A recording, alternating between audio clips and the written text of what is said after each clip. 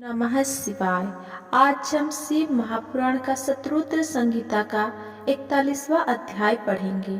उससे पहले हमने पिछले अध्याय में पढ़ा था पांडवों को शिव पूजन के लिए व्यास जी का उपदेश, अर्जुन द्वारा शिव जी की तपस्या करना, शिव जी का किरात अवतार, किरात अर्जुन विवाद। आज हम पढ़ेंगे किरातेश्वर महादेव की कथा। नंदीश्वर बोले, हे महामुनि, जब किरातेश्वर शिव जी के उनके दूतों ने बताया कि अर्जुन किसी भी स्थिति में समर्पण नहीं करना चाहते और वे आपसे युद्ध करना चाहते हैं, तब शीघ्र ही किरातेश्वर शिव अपनी सेना के साथ युद्ध भूमि में पधारे। अर्जुन ने अपने आराध्य भगवान शिव के चरणों का स्मरण किया और अपना धनुष बाण लेकर उस विशाल सेना से लड़ने लगे। अर्जुन और भील सेना में बड़ा भयंकर संग्राम हुआ। दोनों ओर से बाणों की वर्षा होने लगी। अर्जुन जी की महान धनुर्धारी कहे जाते हैं ने अपने बाणों से सारी गण सेना को पल भर में ही परेशान कर दिया। फिर क्या था, कुछ ही देर में सभी शिवगण अपने प्राणों की रक्षा हेतु युद्ध भूमि से इधर उधर हो गए, परंतु अर्जुन के बाण ना रुके। जब भीलराज किरात की सारी सेना भाग खड़ी हुई, तब अर्जुन ने किरात पर वेशधारी शिव जी से युद्ध करना आरंभ कर दिया। अर्जुन ने अपने तीव्र बाणों से महादेव जी पर हमला कर दिया, परंतु वे भक्तवत्सल शिव जी का कुछ न बिगाड़ सके। उनका एक भी बाण शिव जी तक नहीं पहुंचता था। ये सब देखकर देवादिदेव भगवान शिव हंस रहे थे। जब अर्जुन ने देखा कि वो किसी भी प्रकार से उस किरात को अपने बस में नहीं कर पा रहे, उन्होंने भगवान शिव की स्तुति की। इसके प्रभाव से तुरंत ही त्रिलोकीनाथ भक्तवत्सल कल्याणकारी शिव जी ने अपने अद्भुत स्वरूप के साक्षात दर्शन अर्जुन को कराए। भगवान शिव का परम मनोहारी सुंदर स्वरूप देखकर अर्जुन धन्य हो गए और प्रसन्न होकर पल भर में उन्हें देखते ही रह गए। तब यह जानकर कि वो किरात कोई और नहीं अपितु स्वयं शिव जी थे, उन्हें अपने युद्ध करने और उनका अपमान करने के कारण बहुत लज्जा महसूस हुई। वे अपने आराध्य के चरणों में गिर पड़े। शिव जी ने उन्हें उठाया और बोले कि अर्जुन, दुखी मत हो। तब अर्जुन हाथ जोड़कर भक्तवत्सल भगवान शिव की स्तुति करने लगे और बोले, हे महादेव जी, आपने इस प्रकार मुझसे रूप बदलकर युद्ध क्यों किया? मैंने आपका भक्त होते हुए भी आपका अपमान किया है। स्वामी, मुझे माफ कर दीजिए और मेरा कल्याण कीजिए। अर्जुन के वचनों से महेश्वर प्रसन्न हो गए और बोले, अर्जुन, दुखी मत हो। मेरे द्वारा प्रेरित होने पर ही तुमने युद्ध किया था, इसीलिए ये तुम्हारा अपराध नहीं, धर्म था। मैं तुम पर प्रसन्न हूँ। कहो पुत्र, किस कारण से तुम इतनी घोर तपस्या और साधन कर रहे थे? मैं तुम्हारी इच्छा पूर्ण करने का वचन देता हूँ। शिव जी के ऐसे वचन सुनकर अर्जुन ने शिव जी की स्तुति आरंभ कर दी। अर्जुन बोले, हे देवादिदेव कैलाशपति सदाशिव, मैं आपको नमस्कार करता हूँ। हाथों में डमरू और त्रिशूल धारण करने वाले, गले में मुंडमाला, शरीर पर बाघंबर ओढ़े, गले में सांप को, मस्तक पर चंद्रमा और जटाओं में पतित पावनी श्री गंगा को धारण करने वाले कल्याणकारी शिव शंकर को मैं नमस्कार करता हूँ। भगवान, मैं आपका एक छोटा सा भक्त हूँ और आप इस संसार के ईश्वर हैं। भला मैं कैसे आपके गुणों का वर्णन कर सकता हूँ? जिस प्रकार बारिश की बूंदों और आकाश में तारों को नहीं गिना जा सकता, उसी प्रकार आपके गुणों की गणना कर पाना भी असंभव है। प्रभु, मैं आपका दास हूँ, आपकी शरण में आया हूँ। मुझ पर अपनी कृपा दृष्टि सदा बनाए रखिए। आप तो अंतर्यामी हैं, अपने भक्तों के विषय में सब कुछ जानते हैं। प्रभु, हम पर आए इस घोर संकट को दूर कीजिए। ये कहकर अर्जुन मस्तक झुकाकर चुपचाप खड़े हो गए। अपने भक्त की स्तुति से हर्षित हो शिव जी बोले, हे अर्जुन, अपनी सारी चिंताएं त्याग दो। तुम्हारे कुल का कल्याण अवश्य होगा। तुम्हें सब कुछ मिल जाएगा। थोड़ा धैर्य रखो। ये कह शिव जी ने अर्जुन की अमोघ पाशुपत अस्त्र प्रदान किया। फिर अर्जुन को युद्ध में विजय पाने और शत्रुओं का नाश करने का वर प्रदान किया। साथ ही शिव जी ने उनकी सहायता हेतु श्री कृष्ण जी को भी सहयोग करने के लिए कहा। तत्पश्चात अर्जुन को आशीर्वाद देकर शिव जी वहां से अंतर्ध्यान हो गए। शिव जी के जाने के उपरांत अर्जुन भी प्रसन्नता पूर्वक अपने आश्रम को लौट गए और जाकर अपने भाइयों को अपनी तपस्या सिद्धि पर और वर प्राप्ति के बारे में बताया, जिसे जानकर वे बहुत प्रसन्न हुए। अर्जुन की तपस्या पूर्ण होने के विषय में जानकर श्री कृष्ण उनसे मिलने आए और बोले कि इसीलिए ही मैंने कहा था कि शिव भक्ति सभी कष्टों को दूर करने वाली है। मुनि, इस प्रकार मैंने आपको शिव जी के किरात अवतार का वर्णन सुनाया। ये सब कामनाओं को पूर्ण करने वाला है। 42वां अध्याय, द्वादश ज्योतिर्लिंग। नंदीश्वर बोले, हे सनत कुमार जी, अब मैं आपको सर्वव्यापी भगवान शिव के 12 ज्योतिर्लिंगों रूपी अवतार के बारे में बताता हूँ।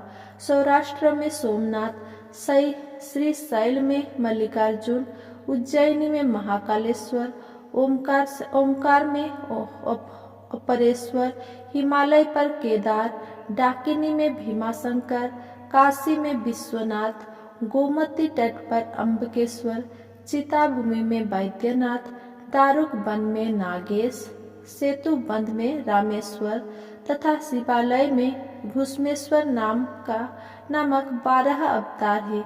जो मनुष्य शुद्ध हृदय और भक्ति भावना से इन ज्योतिर्लिंगों का पूजन और दर्शन करता है, उसे परम आनंद प्राप्ति होती है। वह जो शिव जी के प्रथम ज्योतिर्लिंग सोमनाथ का सच्चे हृदय से पूजन करता है, उसके सभी रोगों जैसे क्षय, कुष्ठ आदि का नाश होता है। उसके सारे पाप धुल जाते हैं और उसे भुक्ति और मुक्ति प्राप्त होती है। श्री शैल में स्थित दूसरे ज्योतिर्लिंग मल्लिकार्जुन के दर्शन से मनोवांछित फलों की प्राप्ति होती है तथा सब दुखों का नाश होता है एवं सुख मिलता है। पुत्र प्राप्ति की इच्छा पूर्ति के लिए इस लिंग की स्तुति की जाती है। उज्जैनी में स्थित तीसरा ज्योतिर्लिंग महाकालेश्वर नाम से जग विख्यात है। अपने एक ब्राह्मण भक्त वेद के आह्वान पर प्रकट होकर शिव जी ने दूषण नामक असुर का वध किया था। तत्पश्चात वही स्थित हो गए, इसीलिए इस ज्योतिर्लिंग को महाकालेश्वर कहा गया। इसके दर्शन से मनुष्य की सारी कामनाएं पूरी होती है। चौथा ओंकार नामक ज्योतिर्लिंग है। विंध्यगिरि ने भक्तिभाव से विधि पूर्वक पार्थिव लिंग स्थापित किया। विंध्य की भक्ति से प्रसन्न होकर शिव जी उसी लिंग से प्रकट हुए और 2 रूप में विभक्त हो गए। तभी से ओमकारेश्वर नामक लिंग ओमकार और परमेश्वर नाम से प्रसिद्ध हुआ। इसका दर्शन करने से भक्तों की अभिलाषा पूरी होती है। भगवान शिव के 5वें अवतार के रूप में केदार स्थित केदारेश्वर ज्योतिर्लिंग है। वहाँ श्रीहरि के नर नारायण अवतार की प्रार्थना पर वे वहाँ विराजे। उनका यह अवतार समस्त अभिष्ट को प्रदान करने वाला है। शिव जी के 6ठे अवतार का नाम भीमनायक नाम के असुर को मारने के कारण भीम शंकर है। भीम को मारकर शिव जी ने काम रूप के राजा सुदक्षिण की रक्षा की थी और उन्हीं की प्रार्थना पर वे डाकिनी में स्थित हो गए। शिव जी का यह अवतार ब्रह्मांड को भोग और मोक्ष देने वाला है। शिव जी का 7वां विश्वेश्वर नामक अवतार काशी में हुआ है। इस अवतार की आराधना ब्रह्मा, विष्णु, भैरव सहित सभी देवता करते हैं। इसके पूजने अथवा इसका नाम जपने वाले मनुष्य कर्म बंधन से छूटकर मोक्ष के भागी होते हैं। चंद्रशेखर भगवान शिव का 8वां अवतार त्रयंबक नाम से सुविख्यात है और गोमती नदी के किनारे गौतम ऋषि की प्रार्थना और कामना से हुआ है। इस ज्योतिर्लिंग के दर्शन और स्पर्श से सब मनोकामनाएं पूर्ण होती है और मृत्यु पश्चात मुक्ति मिलती है। पवित्र पावनी गंगा गौतम ऋषि के स्नेहवश गौतमी के नाम से प्रभावित हुई। 9वां वैद्यनाथ अवतार शिव जी ने धारण किया। उनकी लीलाएं करने वाले त्रिलोकीनाथ भगवान शिव रावण के लिए आविर्भूत हुए और चिताभूमि में ज्योतिर्लिंग रूप में स्थित होकर वैद्यनाथेश्वर नाम से प्रसिद्ध हुए। उनके दर्शनों से भोग और मोक्ष की प्राप्ति होती है। भगवान शिव का 10वां नागेश्वर अवतार अयोध्या में हुआ। इस अवतार में शिव जी ने दारुक नामक असुर को मारकर अपने एक वैश्य भक्त सुप्रिया की रक्षा की थी। शिव जी के इस लिंग का दर्शन और पूजन करने से महापातकों का समूह नष्ट हो जाता है। देवादिदेव महादेव जी का 11वां अवतार सेतुबंध में रामेश्वर अवतार कहलाता है। सीता जी को वापस लाने के लिए लंका जाते समय समुद्र तट पर श्री रामचंद्र ने इस लिंग को स्थापित कर भगवान शिव की आराधना अर्चना की थी। उनकी प्रार्थना पर शिव जी इस ज्योतिर्लिंग में स्थित हुए। रामेश्वर लिंग को गंगा जल से स्नान कराने वाले मनुष्य को जीवन के बंधनों से मुक्त मिल जाती है, उसे परम दिव्य ज्ञान की प्राप्ति होती है। ये ज्योतिर्लिंग भोग तथा मुक्ति प्रदान करने वाला है। इसका पूजन देव दुर्लभ कैवल्य मोक्ष प्रदान करता है। इसी प्रकार शिव जी का घुश्मेश्वर नामक 12वां अवतार हुआ, जिसमें उन्होंने अपने प्रिय भक्त घुश्मा को आनंद दिया। दक्षिण दिशा में देवलोक के निकट शिव जी सरोवर में प्रकट हुए। घुश्मा ने अपने पुत्र को पुनर्जीवित करने हेतु शिव जी की तपस्या की। तब उसकी भक्ति से प्रसन्न होकर महादेव जी ने उसके पुत्र को जीवित किया एवं उसकी प्रार्थना पर वहीं ज्योतिर्लिंग के रूप में स्थित होकर घुश्मेश्वर नाम से विख्यात हुए। इस शिवलिंग का भक्ति पूर्वक पूजन करने से मनुष्य इस लोक में सुख को भोग कर अंत में मोक्ष प्राप्त करता है। हे महामुने, इस प्रकार मैंने त्रिलोकीनाथ देवादिदेव शिव जी के 12 दिव्य ज्योतिर्लिंगों का वर्णन आपसे किया। शिव जी की यह दिव्य 12 अवतार वाली ज्योतिर्लिंग कथा को जो मनुष्य शांत चित्त और श्रद्धा भाव से पढ़ता या सुनता है, उसे सब पापों से छूटकर भोग और मोक्ष की प्राप्ति होती है। ये वह 100 अवतारों की शतरुद्र नामक संहिता सब कामनाओं को पूरा करने वाली है। इस कथा को मन लगाकर पढ़ने या सुनने से सभी लालसाएं और कामनाएं पूरी हो जाती है और सांसारिक बंधनों से मुक्ति मिल जाती है। श्री शतरुद्र संहिता संपूर्ण।